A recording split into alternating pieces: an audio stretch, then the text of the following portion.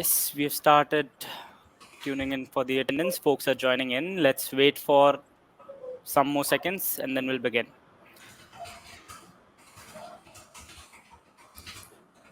Meanwhile, we are waiting for everyone to join in. Guys, it will be interesting to know where you all are tuning in from. Myself, Harshit, I'm joining in from Delhi, India. Ajay, we have from Bangalore. Rahul is joining in, tuning in from Jaipur. So let us know in the chat box where you all are attending the session from. Meanwhile, we wait for other folks to attend as well.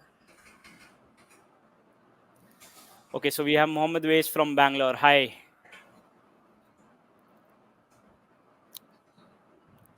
Shine from Bangalore as well. We have people from Hyderabad, South Africa. That's good to know. Folks from Noida joining in, South Florida, USA, Canada. Quite a show of fans from different parts. So Evans from Kenya. Hey, somebody's joining from Ranchi, Chennai. Places I've never been in India so far, but looking forward to. So good to know.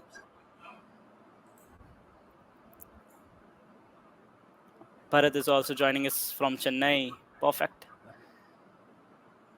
I guess we should start the session now. We're at 2 minutes in. Cool. Hey everyone, I hope you're having a great day and are all set for this exciting session ahead.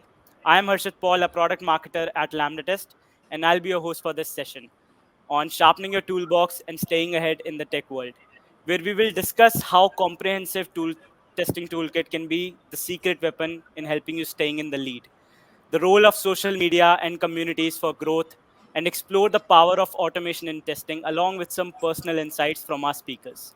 Before we begin, let's quickly take care of a few housekeeping items. This session is being recorded, so in case you need to drop off at any point of time, you can rewatch the entire recording by heading to the schedule, which you will find on the top left side of your screen. We'll also have a dedicated Q&A round towards the end of the session. So while we are presenting, if you have any questions, feel free to drop them towards the Q&A option on the right side of the chat, right? You can also react to the entire session by the help of the emojis, which you will find towards the bottom of the screen. And having said that, join me in welcoming our speakers, Ajay Balamurugadas and Rahul Parwal. Ajay is a change agent and senior director of QE at GSPANN Technologies. With his contagious enthusiasm, Ajay co-founded the Weekend Testing and has penned insightful books, including the intriguingly titled What If. Also joining us is Rahul Parwal, a versatile software tester and senior software engineer at IFM Engineering. His impressive accolades includes the Jerry Weinberg Testing Excellence Award, which showcases his commitment towards the QA community. Ajay and Rahul, over to you. Thank you. Thank Thank you, you. Harshit. And hello, everyone. Let's get started. So here we are sharing the entire screen.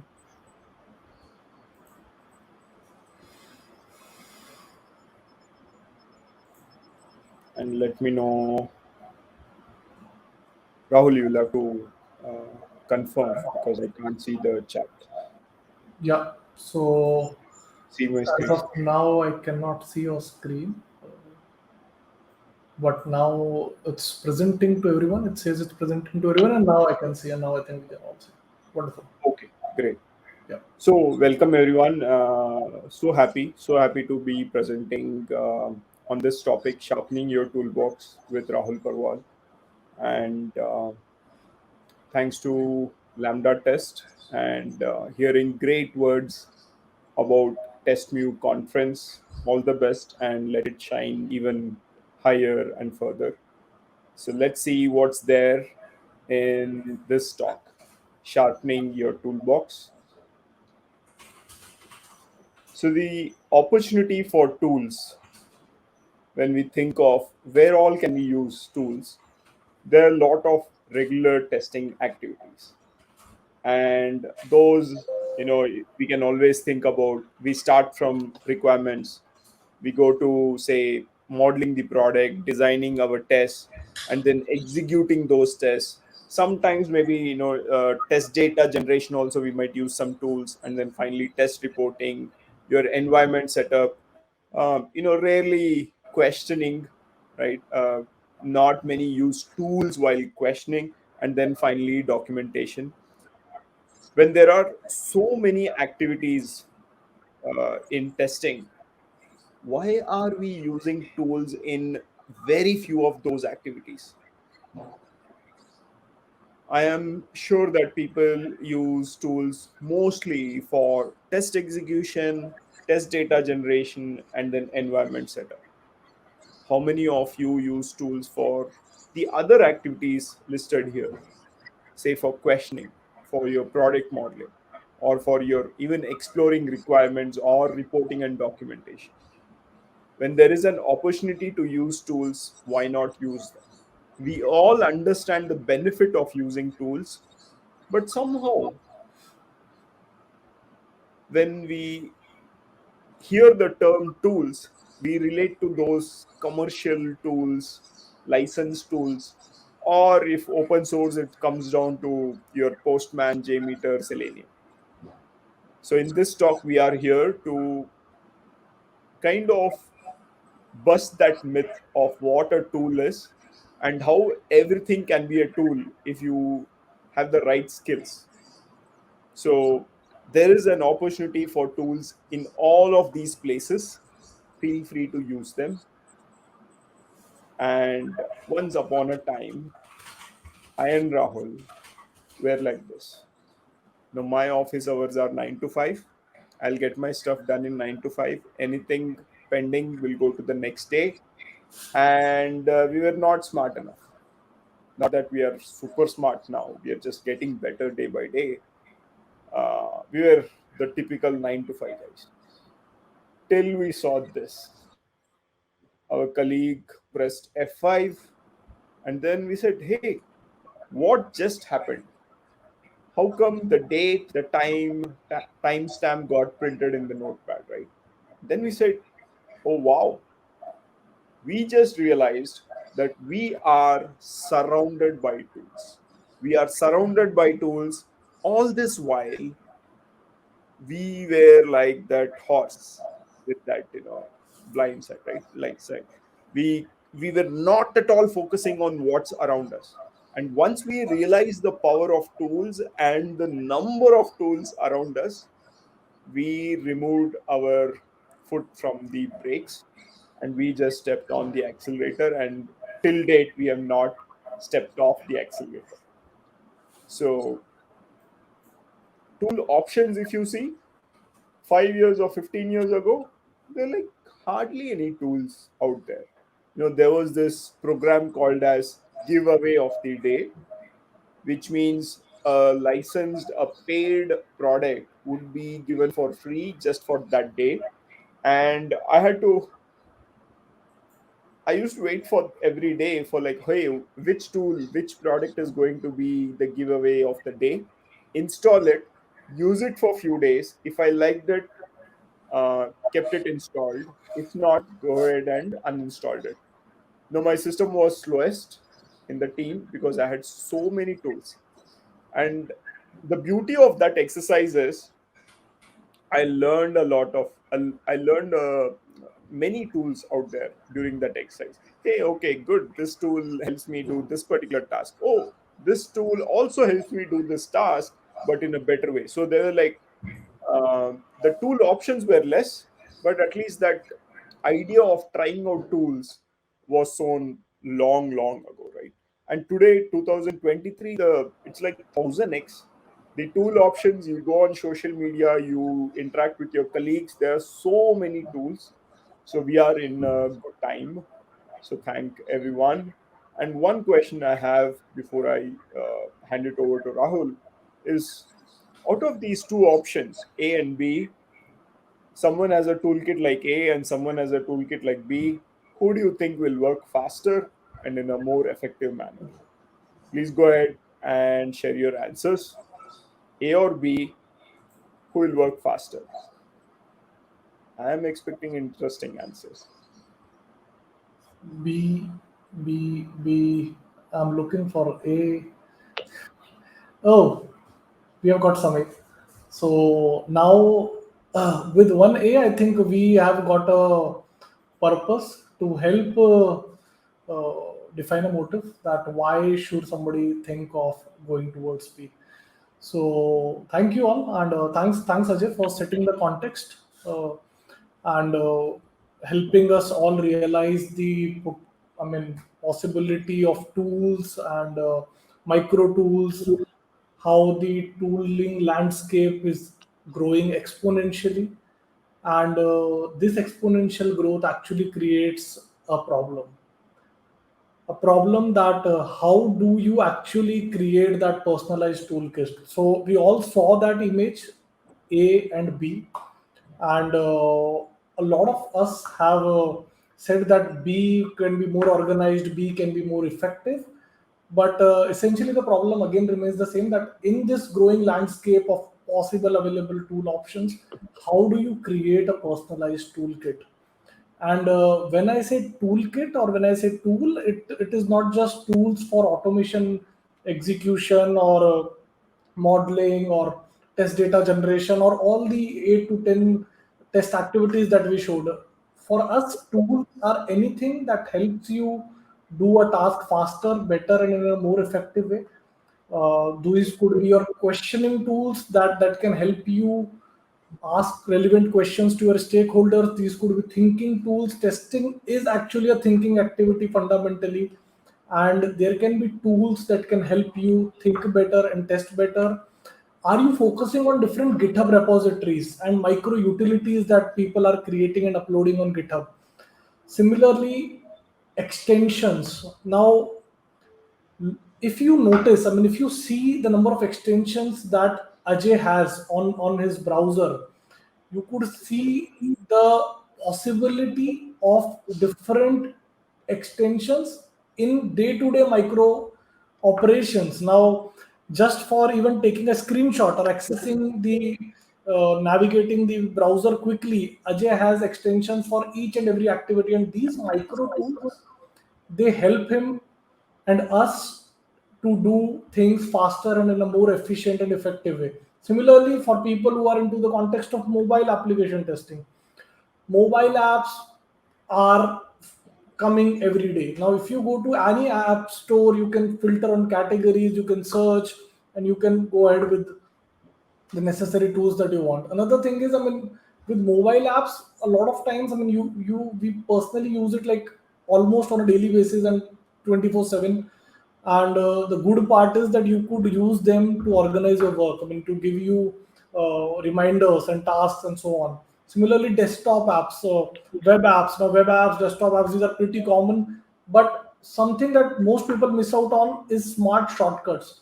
So if you're using an IDE, do you know its shortcuts? Most IDEs have some similar shortcuts for common operations. Do you know them? Can you use them to save your time? Do you know the shortcuts for doing repetitive and trivial things on Windows, like opening a task manager or opening the registry or so on? So do you know all of these, and can you learn them, and can they be part of your day-to-day work? And then ergonomic tools. So now a lot of people only talk about tools in the terms of software tools or thinking tools, but I also want to use this opportunity to talk about ergonomic tools, because we have to work sitting for 8 hours a day. And for if you want to work in such a job, you need tools that enable you to work in a healthy manner. And for me, things like having a good ergonomic chair or a mechanical keyboard, these things enable me to work in a more healthy, smarter, and better manner. So that's the power of different kind of tools. And with this many options, essentially as a tool hunter, how do we find the right tools for us? Because what are the right tools for me in my context would not be the tools that may work for your context. You all have to identify your context, and this talk is about enabling you to find what's right for you rather than me giving what works for me. So essentially, whenever we try out these things, we have to actually try many tools for solving one problem, and that is how we land up to find the right tools that help us be more productive, more effective in the long run. Going ahead, so if a common problem that a lot of folks face, that how do we collect so many tools, because so many tools are coming every day, but how do we get to know about them? I mean, one way could be, I mean, attend such conferences where people tell you about tools, but how do you do that? So one thing is social media. As per statistics, every person spends almost 1.5 hour to 2 hour of their day on social media. Now that's close about 5 to 10% of their daytime. And if you are spending so much time on social media, can we use it to know about more tools? Can we follow hashtags? Can we follow people who share about tools? I got to know, or I continuously get to know about more tools through social media, through following people who share about tools, who share about new tools come in the market. Second thing is app stores, fantastic area where you can get tools. The third such aspect is testing communities. Now, in communities, when you go, you will find dedicated folks who are focused on specific kind of activities. Most communities have dedicated categories and channels for different kind of discussions, and you can go into them. You can ask that what are the tools that you are using. You can tell about, I found this tool and these are my insights, and this is a fantastic opportunity to know and collect more and more tools. So these are some of the ways that I prominently use. But Ajay, do you also use some other ways? What has worked for you? Yeah, I have 2 points here. One is, ask people. Very simple, but super effective as well. Ask people, ask your developers who are next to you, ask them. They will tell you. Ask the testers, right? And then, attend conferences like these, and do make a note of the books that have been shared, the tools that have been shared. Make notes. I see that many testers don't make notes. Sad reality. Don't be one such tester. So, you know you can get tools from social media, the app stores, the apps that you install, right? You can always go to those apps on the app store, play store, and see the related tools. Communities, ask people, and then of course attend events. So there is this famous Jerry Weinberg's rule of three. It says, if you cannot think of three ways how a solution can fail, then it's not a solution. See, we many a times we get so attached to our thought process that we are not ready. We are not even thinking of anything other than this thought process. Correct. So come out of that. Think of at least three ways how your solution can fail. And once you think that way, then it kind of guarantees that, oh, maybe you are in a better shape than you not thinking about it, right? And then there are two other rules which Should I take them? take over. Yeah. Yeah.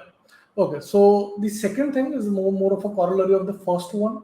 And as a professional, as a person who deals in and out with the testing craft, it's important that we provide the apt solutions to our customers or to our stakeholders. A lot of time, a common trap that happens is we are looking for solving a problem. Find something on the internet, that's the first solution, and we just go get stuck with that, and we want to implement that. Now, as a professional, I mean, it's important that think of at least three solutions for a problem. I mean, if you have a problem and you are finding a tool to solve it, can you think of three approaches or three solutions in which you can solve the problem? That will expand your horizon of the possibilities of different tools that you can use to solve it. And similarly, if you cannot interpret in three ways what you are hearing, and you can also read it as what you are hearing, reading, or what somebody is telling you, then you probably don't fully understand what the other person or other party is saying.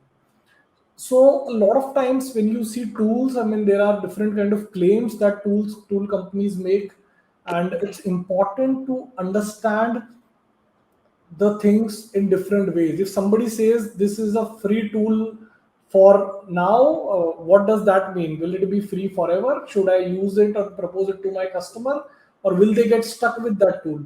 So now this is one example. But for example, somebody says this is an open source tool. So what does that mean? What is the license? And I mean different kind of things. So interpret whatever you are reading, whatever claims you are reading, because a lot of times the claims are marketing material and you have to really analyze them to know if it fits in your context. And I mean all these three rules, these are essentially applicable to tool hunting too. Now these are rules that are there for consultants, but if as a consultant, as a testing professional, you have to hunt tool, you have to solve problem for your customers. Use the rule of three, think for three ways, think for three interpretations, and then move ahead. So that's the key. And essentially this toolkit creation process, which looks very simple when you look it from outside, but on practical ground, when you really work with tools in and out, and when you really consider multiple possibilities of tool, finding the right tool is actually a process of finding the not fit tools in majority of the context, and then evaluating on the right tools, instead of the other thing, which is a lot of people, they want to watch other people showing or demoing tools, but they don't want to actually try that out or explore that. So the essence is that unless you don't explore tools on your own, just by watching, you can never make your own toolkit. You can never know what works, what doesn't work, and what doesn't work in a specific context. So focus on exploration and go beyond watching. Now, I mean, there are different aspects to check in any tool, and these are just the basic aspects that I primarily check whenever we start for looking into a tool or tool hunting activity. So this is the 5W1H. If people are aware about this, I mean, this is just a 5W1H heuristic to checking, and which starts with what is this tool about, what problem it claims to solve. So that's the first thing. I mean, so sometimes, I mean, I read articles where people want to solve API testing problems with Selenium, or even like security testing and load testing with Selenium. So I mean, is the tool made for that? So understand the what, and then why. Why do you need a tool for that? I mean, why do you think that this tool can help you? So understand these aspects, very important. Now where, so where essentially points to two things. First, where can you find it? So can you find it on a GitHub repo, open source, or extensions, or I mean, is it something that's available for a specific location, and so on? And where can you apply it? So, I mean, where do you really want to apply it, and is it, I mean, allowed there? Is it possible there? For example, if somebody wants to use an online platform, cloud platform, but they want to use it in a very restrictive environment, probably they would not be able to apply that. So think of this where and these aspects. And for the next things, I'll head over to Ajay. Yeah. Right. So with what, why, where, this is also important in terms of when to use a tool. I've seen many people, just because they have learned a new tool, they want to use that tool everywhere. So, think about it. When to use it is also as important as when not to use it, and who should use it. Um, can anyone and everyone use every tool? Maybe not, and should not ideally. Okay, so who uses it is also very important. Please pay attention to that. And finally, how to use it. Just because you have not understood a tool, don't disregard a tool. Same way, if you have not understood in depth of a tool, don't praise it high enough. Understand the intricacies of the tool, understand how it works, how it doesn't work. Ideally, if you are using a tool, you should know the limitations of the tool also. And that's a beauty of a great tester, that the person knows when this tool will work and when this tool should not work or will not work, and what are the bugs in that tool. Okay, so with that aspects of choosing a tool, check out curated list for tools. One is all-in-one tool suites by Ministry of Testing. The bit.ly is bit.ly tools mot. And then the requirement gathering toolkit by Rahul Parwal. It's bit.ly/rg tools. And then finally, the ultimate productivity toolkit, a 200 plus page book that I and Rahul wrote. It's RPAJ toolkit. Uh, Please check that out also. It has various sections, right from desktop, mobile, browser extensions, web apps, to repositories, shortcuts, and learning materials. You will love that. And then how do we explore new tools, right? I mean, every day there are new tools coming up, and how do we explore those? We maintain lists for tools. We have apps handy to take notes whenever we see a new tool. We like, hey Rahul, check this tool out, right? And then so we maintain that. We don't rely on our memory to remember tool names and tool links. We do check alternative tools as soon as we get to know about a tool. We check alternative tools, right? And then we also check the related tools. So this way, what happens is, if you say one tool to us, we are immediately searching for five or six similar tools, five or six alternatives. So easily we are like aware of 10 tools, and then in that 10, maybe two or three actually make sense and we use it, right? So be on the hunt, constantly keep checking, maintain list notes, right? And then yeah, here is a beautiful topic which Rahul will take you through. Yeah, so why this topic is so beautiful? The reason is we all are testers, and as testers, we have this special advantage that we know how to test software products and how to do it systematically, how to do it in depth. Now, whenever we want to evaluate a testing tool, and especially when the testing tool are a software products, they are also softwares. You can analyze them systematically. You can evaluate them systematically using this cheat sheet, which is RST cheat sheet, Rapid Software Testing Cheat Sheet by James Bach and Michael Bolton on heuristics for evaluating testing tools. It's available at bit.ly. I'll just paste this in the chat also. So bit.ly evaluate tools, and this PDF which you will get on opening this link, this contains different categories that are important whenever you want to evaluate a tool for your team or for your organization. So a lot of times we get really obsessed and we get really charismatic and happy that, oh, what is this amazing powerful tool, what shiny capabilities, but we fail to consider the other possibilities. And when we have to really think of tools for our teams, we have to consider other aspects like efforts to operate and how easy it will be to operate. What is the feasibility of adoption from the existing tool to this tool, or from no tool to this tool? What is the learning curve for this tool, and what is the support that the tool or the tool vendor provides? And there are sub aspects on all the four categories, and this cheat sheet helps you dissect that very quickly, very easily. So focus on that. Another important tip that I want to share, and which I was writing in the chat, that I'll share how we both exchange tools. So if you notice, this is a WhatsApp group, tools part 3. Ajay and I are part of this group, and every time we find a tool, we share it here. So I mean, when we find a tool, that's not the time when we are evaluating the tool.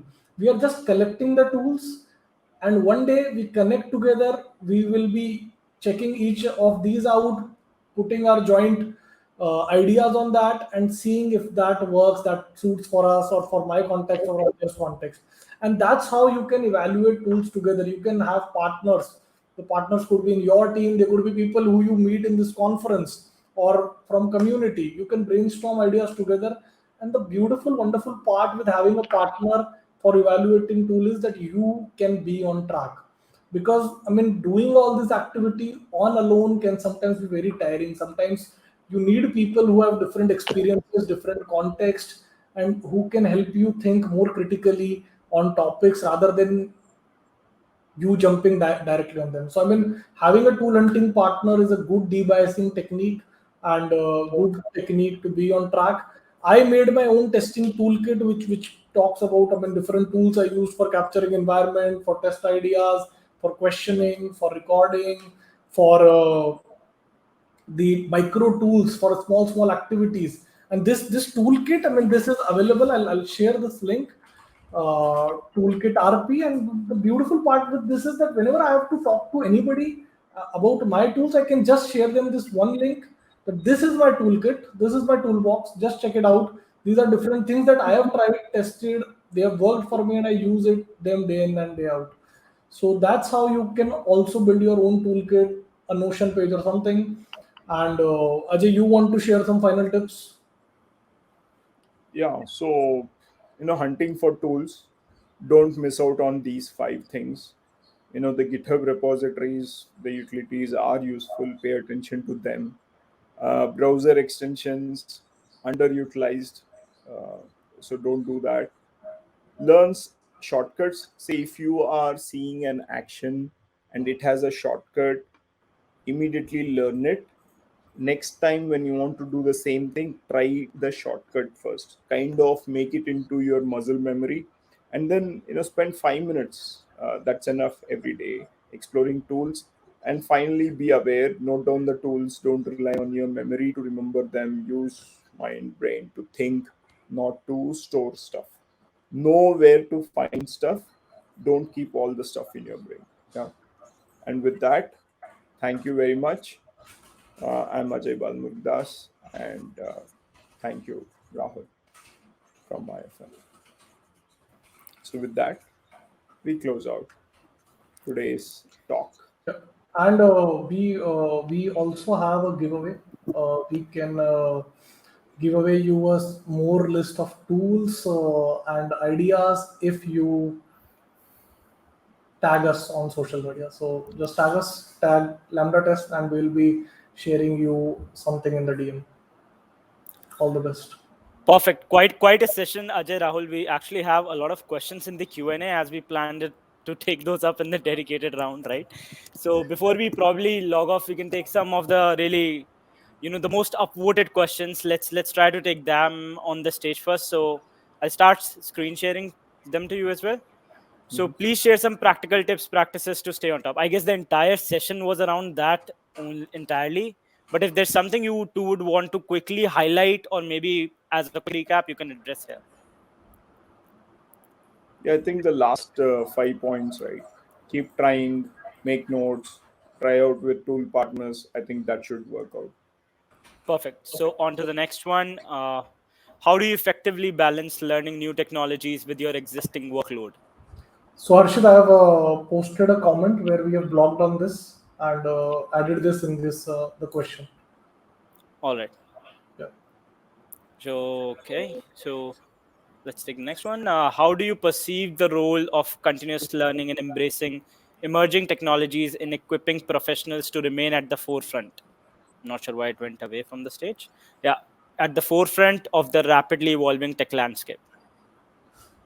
See, we are always worried a junior will overtake us. A junior in terms of the years of experience, and a lesser salary will overtake us. And business want to make profits, correct? So they'll always think, how can I get done the same work with someone less expensive? So continuous learning is a must. And I personally feel that in an 8 hour job, don't work for the entire 8 hours. Work for 5 hours. Remaining 3 hours, figure out how to do that 8 hours work in the 5 hours. Okay, that's one of the easiest ways to move forward. If you keep working at 100% capacity every time, when the actual need comes for 100%, you'll be burning out more than 100. So figure out opportunities to learn how to do more work in less time, but you need to do that every day. Every day you need to spend that time to learn the tools, learn the techniques. What am I doing? How can I do this better? Who does this better? How are they doing it better? You need to figure that out and then start practicing. conscious practice. If you keep doing that, then very difficult for others to catch up. Perfect. I guess one last question before we wrap up, because we are also running short on time, is in the context of DevOps, AI, and CI/CD, how does the convergence of these transformative forces reshape traditional workflows and propel organizations towards more agile approaches? I think not related to this topic session. Heavily loaded and too many We'll buzzwords. need a different I'll take it webinar for later. that, maybe Yeah. down the line. Okay, so I guess I'll be closing the Q&A for now. But folks, any unattended question which we have not been able to pick up so far, I will be dropping a link in the chat over here, and I'll be pinning that to the top.